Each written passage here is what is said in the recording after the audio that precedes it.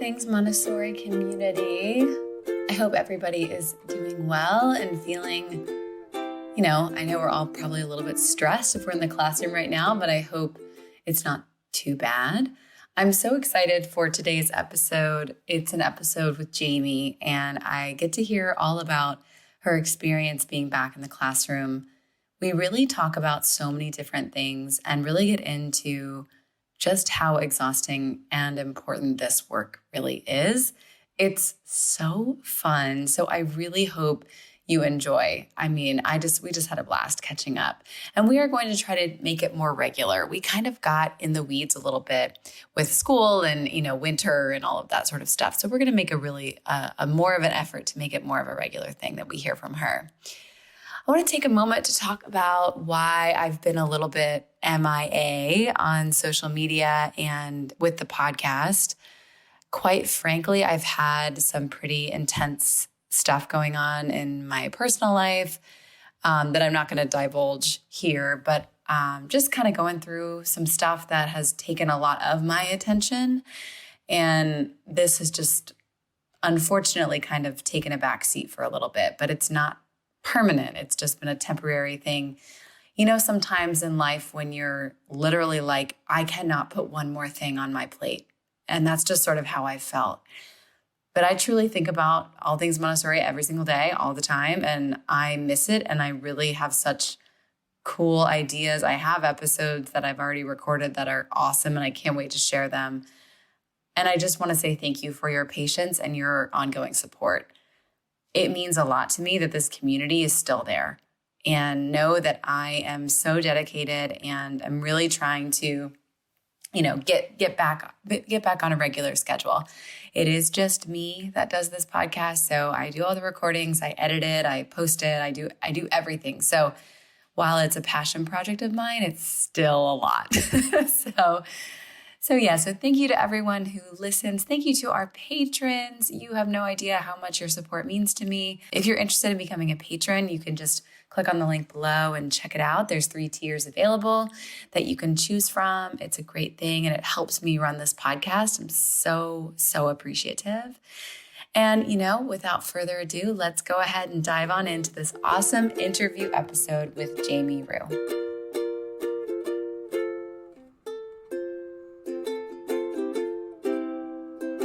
Well, hi, Jamie. How's it going?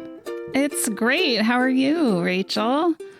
I'm great. We were just chatting about how nice it is to have some time away from children this weekend, a long weekend, Indeed. Indeed. Yes. But I'm great. I'm enjoying my day. My cute little dog is at my feet, and I'm honestly just excited that I get to talk to you and we get to do an episode together. It always feels so special and nostalgic when we get to do this. And it's been, I think, has it been since before the school year started, since you came? I think so. Yes, I think so. Oh my gosh, that I remember the train in that episode. It's our life. I have children that just every time the train goes past, they have to go stand and look out the window. So I love it. Yeah, that's it's so awesome. Funny. 10 times a day or whatever. Oh my gosh. Hilarious. Oh, that's so funny. Cuties. Have you seen the movie My Cousin Vinny? Oh, not in a million years. Well, there's a scene in that movie where there's a train that's going by this place that they're staying in, and like the walls are rattling and like it wakes them up. It's so funny. Anyway, that's what I think of when I think of a train going by. Well, and at Rising Tide, we do all this recording video work. Right. And so we've gotten very good at like hearing the train whistle and pausing until the train passes, because they blow the whistle like 27 times. Oh my God. So yeah, the train sort of dictates our life there in Belmar. Yeah, it's pretty funny. Oh man. Well, I'm so excited you're here, and I can't wait to, I want to hear all the updates about Rising Tide and Sea Lavender. So we'll start there, and then we're just going to have a conversation about, Jamie, you've been back in the classroom and starting this whole new community in school, and I just want to hear all about it because it's awesome. It's pretty great. We've had a whirlwind of a 6 months or so. I think, it was about 6 months ago that you came to visit. The classroom still wasn't completely set up. We had floors though, right? By the time you came? You had floors, yes. Okay. And it looked beautiful, yes. Okay. So we got the floors done. We got our materials in. We delayed the start of the school year because of our landlords had to have the power off for something for a couple of days. So that was actually secretly, we were super relieved. It gave us a few extra days to get everything, of course, set up and ready. And we started in the middle of September. So and so we've been going strong with our little community in the middle of COVID and 2 more, waves of COVID in the last 6 months. And so, it has been amazing and exhausting. And I've been learning nonstop because, I'd been out of the classroom for 12 years. I'd been working with adults. So, right. So there was a lot to sort of remember, but it's good. So Sea Lavender's going strong. We're looking to hire a couple teachers for next year. We are in the plans, starting to plan a middle school because we have a lot of parent demand and interest in that. Awesome. Which is great. Super excited to explore all that. So it's growing and families are happy and children are happy, and we're really excited to help really continue to establish that and then spend more time. We want to. The goal is that it's a lab school, like a model school. So we're setting, we're doing everything as authentically as possible, always. And we're also, trying to test and try new things in the classroom with the children and see how some things work. So we've been doing a bit of that, maybe not as much as I had hoped as we settle in the classroom, but we're looking forward to doing more of that. So it's been a year. And then Rising Tide, we all moved to New Jersey in the summer and set up a studio. And we have new content coming out soon of Birth to 3 videos with Erin Smith. And then That's exciting. It's great. She's fantastic. And we are doing an AMI 3 to 6 course, starts at the end of April. And it is a mostly online self-paced course. So there's the minimum amount of on-site hours that we can do, and the rest is online. We have an equity consultant working with us, vetting the entire course with a lens for equity and also how we're going to support all these students on the course to hone in their lens of looking at how to bring that work into their day-to-day lives in the classroom. So we're very excited about this innovative course, and Meg Tresice is the trainer, and she's just done a phenomenal job of planning and designing and filming this course. She's actually here with us now. We've been filming all weekend long. So it's so exciting. Yeah.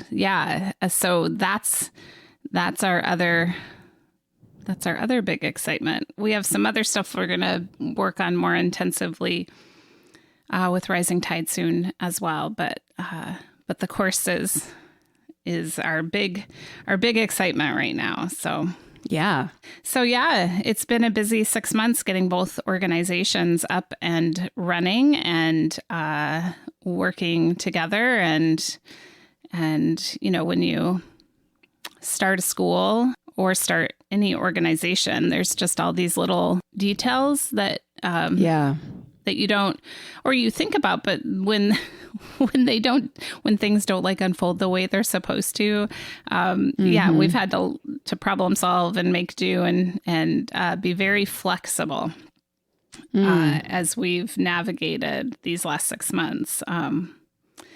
But I have such an amazing team of people that it has worked. We've done it. We're still doing it. Yes. Right. You're still there. That's so awesome. So, being away from the classroom for as long as you were, and it's not like you were like removed from Montessori, you were deeply in Montessori, just doing it with adults in a different way. What's been the most surprising thing about being back with children in the classroom? I'm sure there's been many things, but just sort of speaking to what surprised you about being back. Well, it is funny after I'm the way I trained teachers, I drew very much on my practical experience in the classroom as a practitioner. And so I would, talk about the first few days of school and overplan and all of those things to help teachers be ready. And I did that for myself. But, halfway through day 2, I'm looking at the clock, like, how can there still be 3 hours left in the day? Right. Like, I'm exhausted. I don't know what to do with these people. They're, they've gone through everything. We have a 6 to 12 environment. This is the first time all these children have worked together. And a lot of them started the year having not been in school since March of 2020. Right. So we just had a lot of social things to work on, as well as, the normal, building a community. I was sort of not surprised, but just I very much noticed how hard it is, how hard those first few days and weeks are as you build a community and get everyone working together. And so even with my experience and my pedagogical understanding and everything, those weeks were still very hard, super fun, super rewarding. We had a great time, but also took a lot of energy.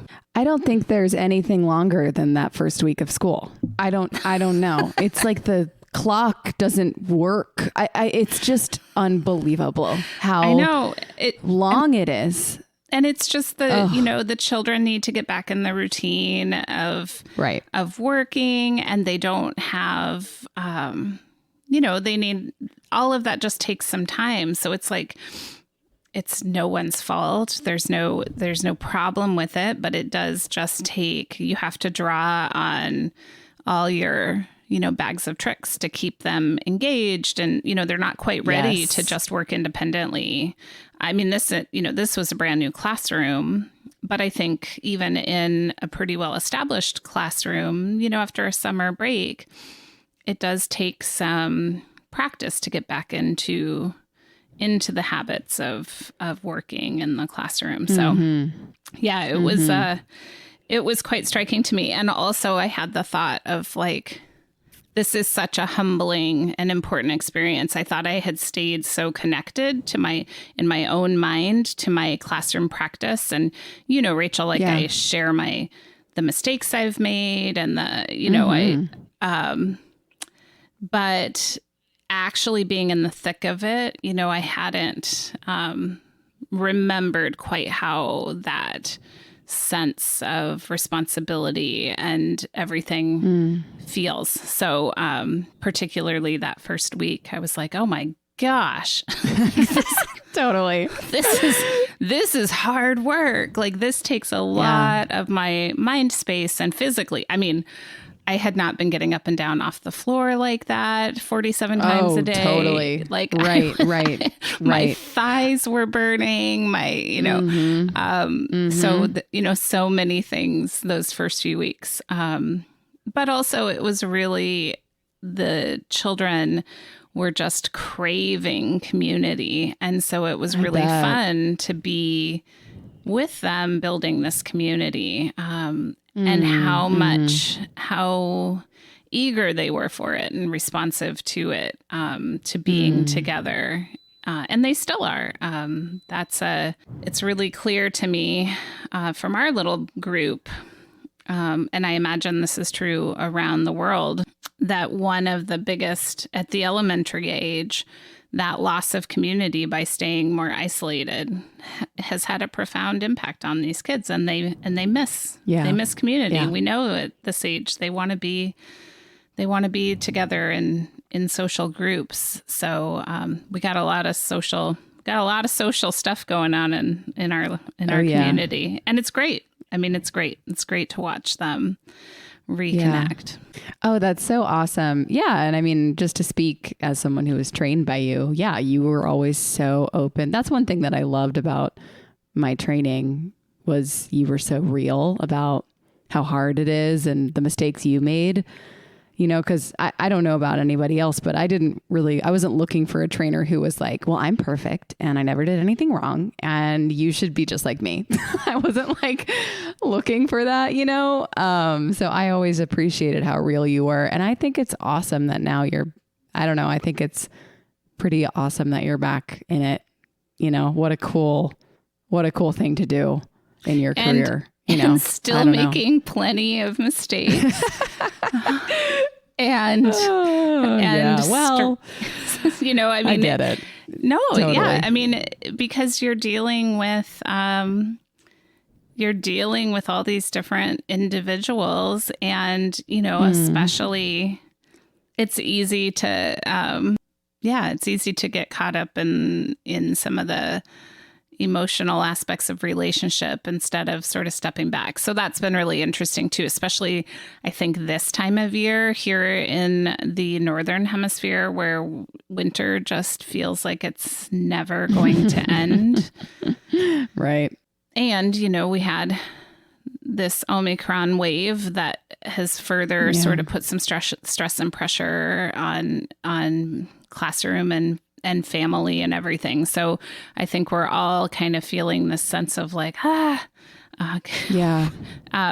No, totally. I mean, the way that January felt, when I was stepping back into the classroom, I was talking with the teacher I work with, and it felt like every day was the last day on earth, basically, in our classroom, because Omicron was like really raging in January. And it was like every day I felt like we were on the edge of a cliff being like, are we going to be here tomorrow? We don't know. You know? So it was like I feel like we couldn't find a place to be stable because it didn't feel stable. It was so unsettling. Yeah. And the kids also, like somebody's absent. So, I mean, we haven't had a full class in weeks, Yeah. It's just wild. It's totally. So wild. We haven't had a full class since like the middle of December. Wow. Somebody's been out since then. So that I think has made, it's been another thing for the community to navigate. So I've been learning a lot from the children. I've been remembering patience, remembering observation, and sort of balance in the classroom.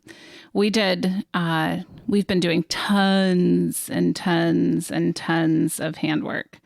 Oh, nice. Like nonstop since the beginning of the year. They've really needed a connection to that. So now everyone can knit, everyone can crochet, and they can crochet more than just one long string. Oh, cool. Everyone can embroider. Everyone can make a pillow. Everyone, nice. We've had a lot of great like follow-up work emerge in handwork, in that's great. Felt books and pillows and any number of things. So that's been kind of hugely important to everyone settling in, which is definitely. Yeah, we can't emphasize enough how valuable handwork has been for everyone. for everyone. Yeah. It's such a great way to, I don't know, focus is a big thing that I think of. We've done a lot of embroidery lately too. And yeah, it's such a beautiful form of expression that I think it's just something so lovely that Montessori does so well. So that's awesome to hear.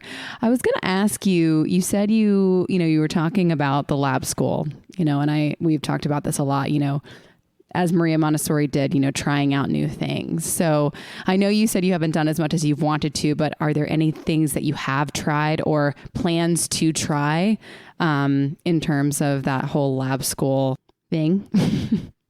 I mean, we've done a little bit with history. Okay. Particularly since, in the last couple of months. So, I mean, one thing I'm really observing with the children, and of course, I mean, they don't have a clear sort of understanding of history at all. Yeah, right. Totally. Anything. Right. Abraham Lincoln lived at the same time as Martin Luther King Jr. No, they lived 100 years apart. So there's some of these perceptions, they've heard of different people in history, but they don't have a sense of the context and the time around some of these things.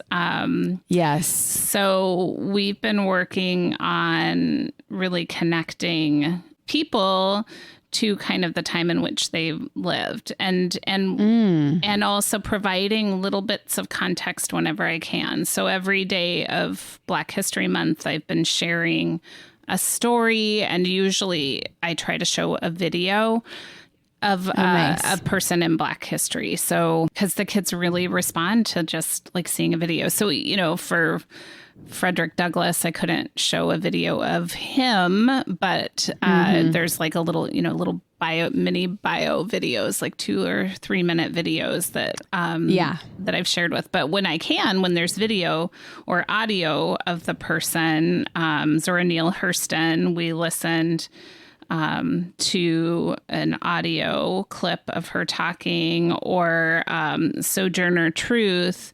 We watched a video of Alfre Woodard, the actress, doing her famous Ain't I a Woman speech, which was really powerful. So wherever I've been able to.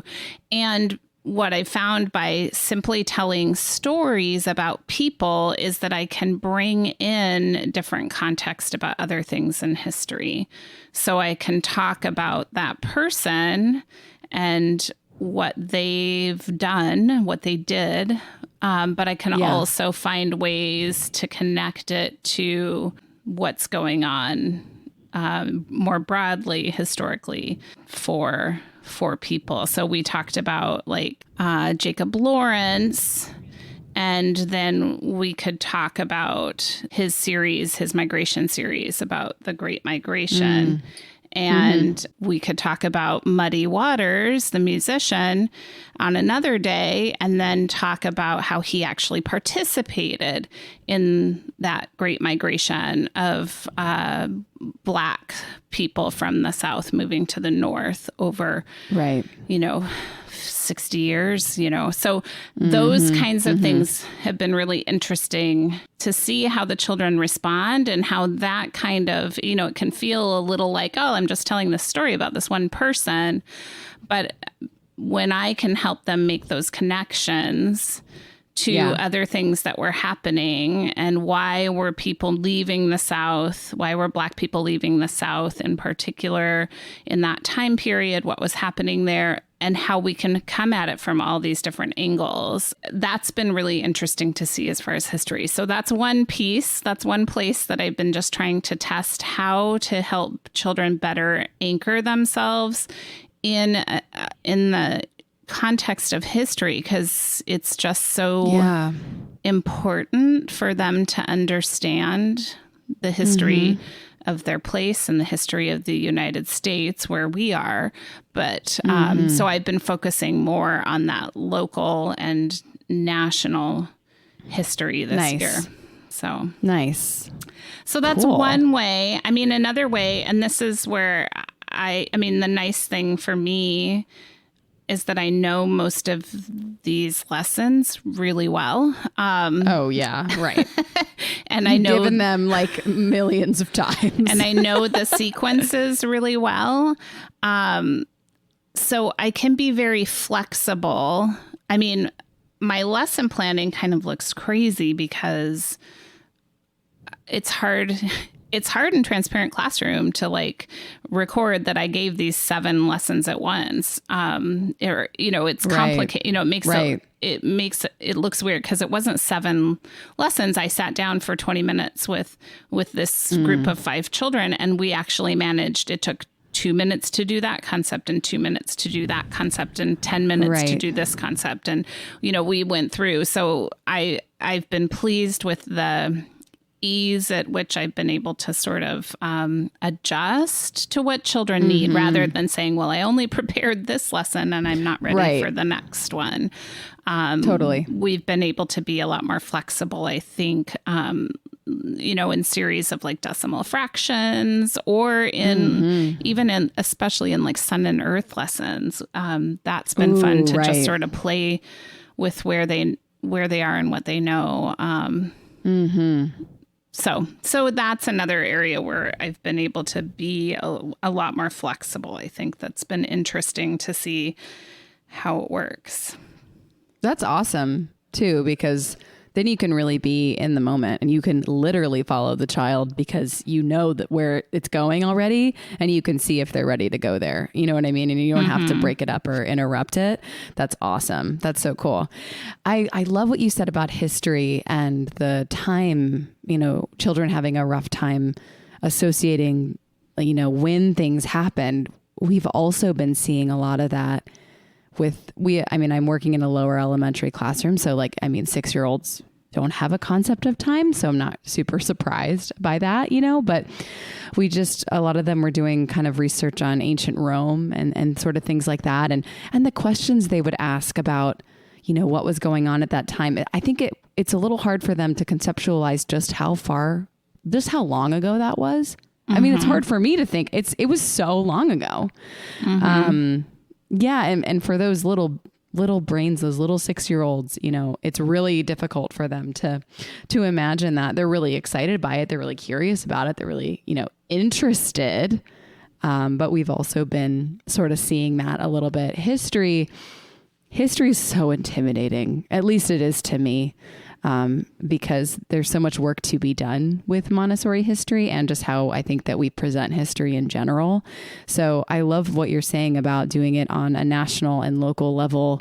That makes a lot of sense. And it makes it a little less daunting because you're not looking at the whole world.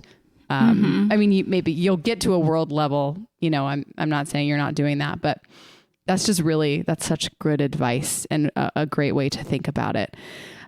History to me, don't tell your husband this, but I'm not really like a history person. It's not my favorite thing. Wasn't ever my favorite subject, but it's so important for them to have a really, really clear and keen understanding of history. So that's something that I am working on in my own Montessori journey, is being more comfortable with history. So, yeah, I think the key is I can tell you honestly, to do these daily stories, I go to the Wikipedia article about the person. I pull out 3 key things. If there's another, some of these people have their own websites and stuff, so I might check there. And then I watch a 2 or 3 minute video that I think is going to help the children further to connect to the person. So I'm not spending hours preparing for these. Sometimes sometimes it's happening at 12 in the morning when the children show up at 8:20. Totally. And I think it also is useful for the children to see me telling them a quick story that it's clear I'm not, that I haven't perfectly prepared, so they ask me questions and I don't know the answer and I go look it up and give, I think that's useful for them to witness also. And it certainly makes it a lot easier for me to just prepare a little something to share every day. And the way I've been doing it this month is the children are welcome to come, but they don't have to. But I get a good 90% of the class coming to sit and listen to these stories. I just have done them first thing in the morning and lately, and that's been really interesting. So I'm in the middle of reflecting on what I'm learning from doing this specifically for Black History Month and whether, what might make sense from that. So I don't have any conclusions from this experience. So you're getting my raw experience without a lot of reflection yet. But those are the kinds of things I am trying to consider in terms of history, especially because I know that's so hard for a lot of teachers. And the course, the training course doesn't give a lot of specific content to work with, So a lot of it does have to be created. And so as far as the time thing though, too, we've been pulling out the BCE timeline or the BCAD timeline, depending on what you have. We've been pulling that out a lot and placing people. We've got a number of it's a great idea. It's a great idea. Cards with people on it, or we just make a card and we've been placing people on there to help orient the children. Yeah, because then you can really see, it's a great visual. So you can see kind of like the black strip, you can really see like how long. What am I trying to say? What's the right word? I don't know. How long ago that was? Yeah, they can see. Yep. I love that. That's a great idea. So that has been, sort of helpful to start thinking through the passage of time. And then, because what I really want the children, whether or not they remember every specific person we've talked about or any of these events, but I do want them to have a sense of things that have happened through time and how those things are connected. I mean, that's the important thing about history is that,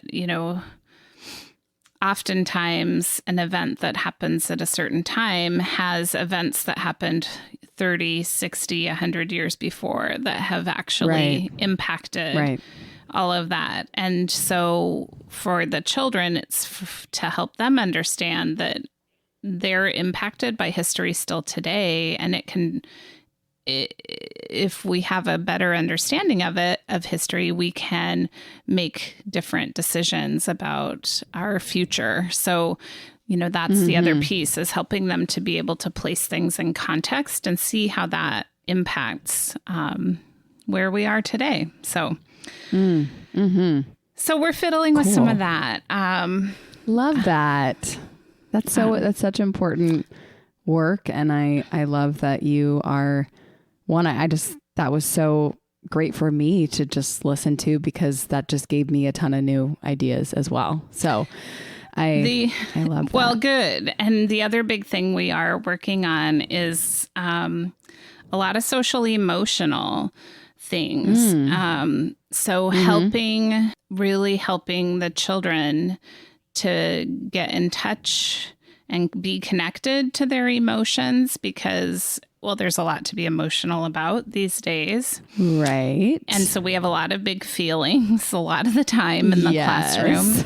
And so we're trying to help children connect and better be able to navigate those things. And so we've been doing some real explicit work with the children on naming and recognizing the emotion, how the emotion impacts how your body feels, so that you can tell, even if you can't consciously name the emotion, you can feel that your body's getting all tight and prickly, or you can feel it. So we're doing some different,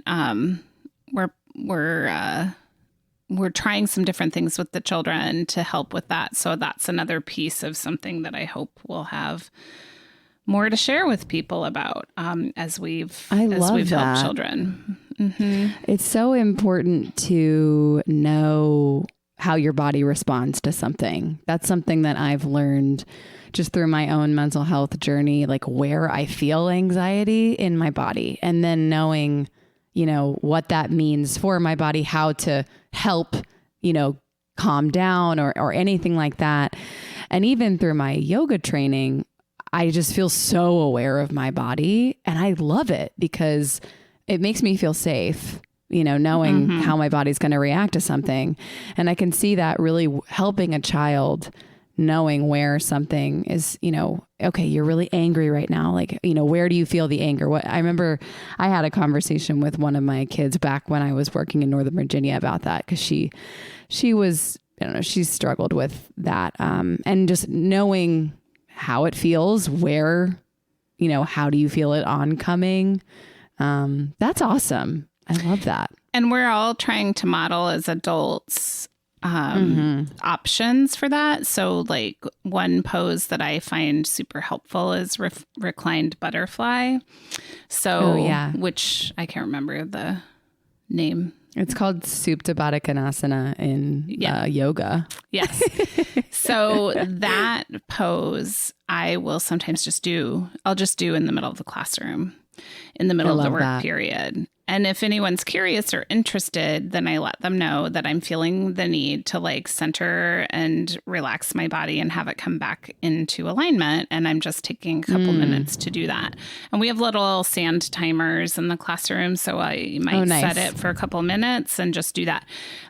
So we're trying to do different things like that to help model for the children, also not just catch them in the middle of crisis and try to support them, but also just model how they can catch themselves with that. So I think there's a lot of, I think everyone's feeling a lot of stress and anxiety these days. Oh my gosh, so much. It's almost all consuming. Like I have an upcoming trip where I have to get on an airplane in a week or two. And it's a family thing, and we are going for a specific reason. But let me tell you, every single day, I'm like, oh my God, I'm going to get COVID, and then I'm not going to be able to go. Like every day I think about it. It's just always on my mind. And it's not like I'm not careful. I'm vaccinated. I'm boosted. There's all these things that, but I can't imagine what, a child feeling something like that might feel like, or maybe, not really being aware of it, but just feeling a sense of unease, or feeling, just the fact that we have to wear masks all day. What is that really feeling like? All of that. I've been reflecting on that a lot recently, because, like I was saying in January, where there was just like an unsettled nature in the classroom. I really was just like, everyone is just really stressed out and really just on edge, because the world is on edge, It's really real. And I didn't really know how much it was affecting children until I was back in the classroom. I kind of was like not convinced it was affecting them that much. I don't know why I thought that. But that's been eye-opening to me personally. Yeah, it is affecting them. And I think that also, like, part of what we have to do is acknowledge that, like, there's no just like flipping the switch and going back to whatever normal was. Right. That totally. That actually we need to just acknowledge that here we are in this present reality, and that we need to find ways that help us manage those feelings and all of that we're having, and not, judge or be angry or think that if we take the masks away, then everything will be fine. Like we also just have to be, in it. So totally. So that's what we work on. And actually, the children are doing, I think, largely really well. It's just also, it's great. It's also just, it is an emotional time. So those are some other things we've been working on. And then, it's been quite an adventure trying to sort of think through how to be really responsive to individual needs and make progress on things and help build their responsibility. So it's been fun for me to think through how to approach that now after being out for so long, and then thinking, how can I help? I am always thinking, how can I help teachers with this? Like, how can I help? Because this is big. This is big work. I certainly feel it. Being present and supporting those children all day long is, it is big work. So, that's the other piece that we're always thinking about is how can we bring this to other teachers and support them in the work they're doing. So we have a couple actually super fun ideas of some things that we're going to get out there in the next few months that have emerged from this practice. Yeah.